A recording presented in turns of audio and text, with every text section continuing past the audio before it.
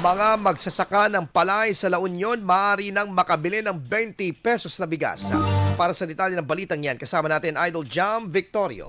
104.7 IFM. Report!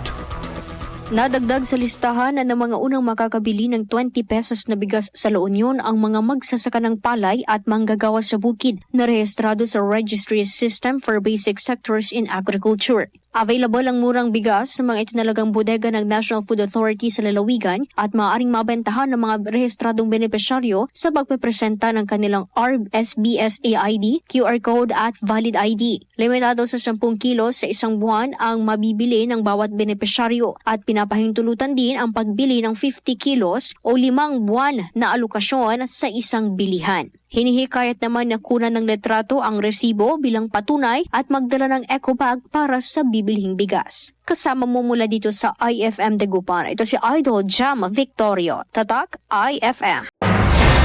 IFM News. IFM News. IFM News.